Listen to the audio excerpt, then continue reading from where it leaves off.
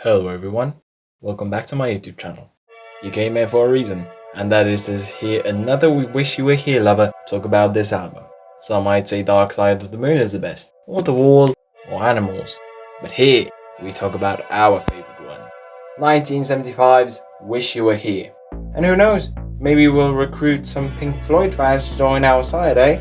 So come on, join me as I gush about this album for an amount of time specified in this video's title.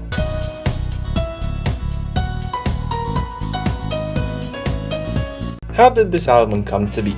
Well, this album was a tribute to their long-lost friend Syd Barrett, who was the original Pink Floyd frontman until he was kicked out of the band due to his declining mental health caused by his heavy use of LSD and other drugs.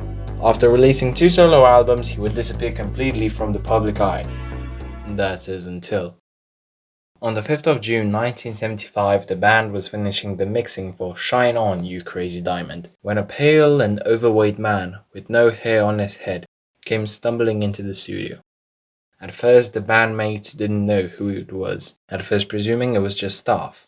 However, Mr. David Gilmour realized it was actually Syd Barrett, now a shadow of his past self. Just looking at the comparison of the 2 versions gives me chills. But what's interesting is that Syd came to the studio just as the rest of Pink Floyd was working on the song Shine On, You Crazy Diamond. Hey look, a segue!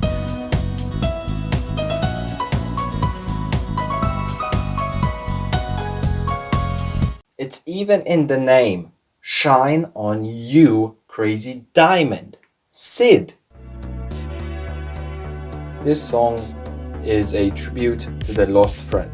The way Pink Floyd manages to capture all these emotions through simple music and very little lyrics is astonishing. This song is actually divided into 2 halves, with the second one being at the end of the album. We'll talk about that later. In the meantime, let's start with this. Part 1 starts with a somewhat ambiental section comprised of droning organ chords. Then, Mr. Richard Wright plays a slow, brassy synth passage, followed by a slow, somewhat distorted guitar solo. Mr. David Gilmour plays those notes as if they are confused, as if they don't know where they are or what they have to do.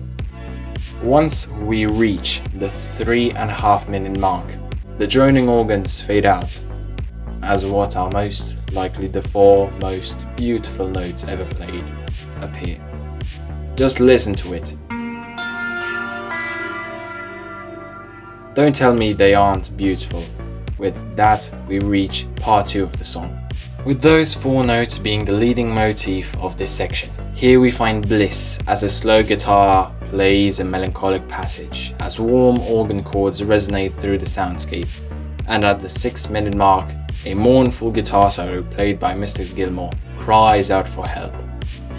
We then transition into part 3, which starts with a quote-unquote worried synth passage, slowly getting more and more mournful, slowly losing hope.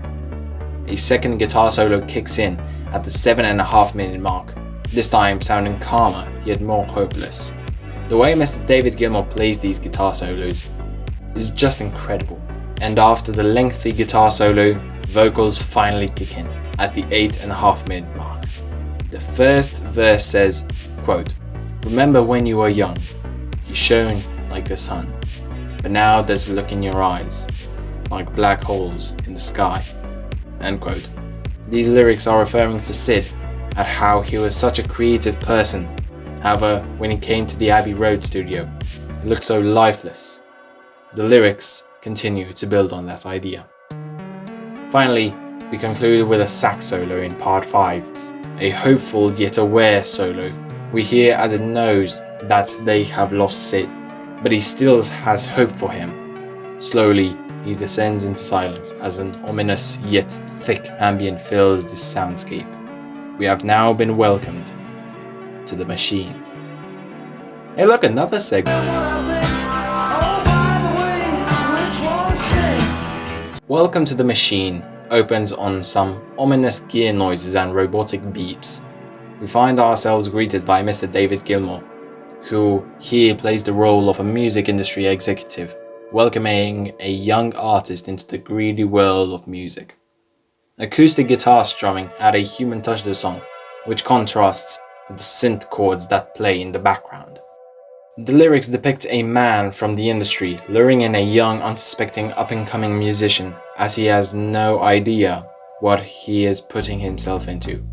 The song ends with the sound of a car engine and a crowd laughing, possibly representing the masses enjoying the young musician's music, but they don't know what is actually happening behind the scenes as executives play with the artist like a puppet. As a funky bass line starts up, we enter "Have a Cigar." The lyrics continue on the idea of the musician being a simple puppet, best acknowledged in the line, "Oh, by the way, which one's pink?"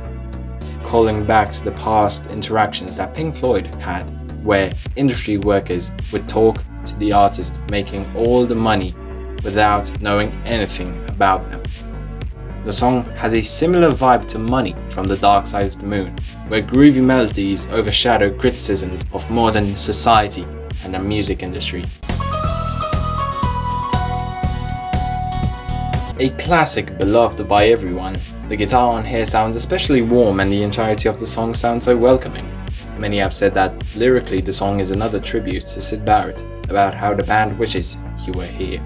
What else can I say here that hasn't already been said? It's a classic. As the title track ends with some loud wind noises, a marching bass line emerges from the shadows, and a synth lead appears as well. Occasional electric guitar chords appear during this section. Though at first it sounds much more triumphant compared to the previous 5 parts, you can hear an undertone of worried thoughts slowly emerging from beneath and poisoning the notes. A chaotic yet scared guitar solo cries as it overpowers the synth chords that once dominated this part. As the guitar solo ends, we enter part 7, a callback to part 4. A similar motif, only this time sounding as if the music has accepted the fact that they can no longer save Syd from the place that he is right now, at least at the time of recording the song, because now he has passed on. As vocals disappear, part 8 brings in something new. A funk-like section with a funky bass line and jazzy synth chords, quite the pleasant surprise. However, it feels a bit out of place in the quote-unquote timeline of the album. Not to say I don't enjoy it, quite the opposite. It is a fine, deep breath of fresh air after all the previous songs on this album. But I simply cannot find a place where I can put this as if it represents something in the life of Syd or the feelings of the band. Slowly, we return to the melancholy of the loss of Syd, as part 9 sounds so oppressing and powerful, as what once was has passed. The band now play at the funeral of Syd's mind, as he can no longer come back. A droning synth note fills the background of the song as mournful piano chords announce the end of the album. As a slow brassy synth lead fades out of the soundscape, a short passage from See Emily Play, the second single the band ever released, back when Syd was at his prime, can be heard in the distance. Thank you for watching me gush about Wish You Were Here for an amount of time specified in the video title. If you enjoyed this video and want to see more music discussions, feel free to give this video a like and maybe subscribe to the channel. That's all for today. Take care. Goodbye everyone.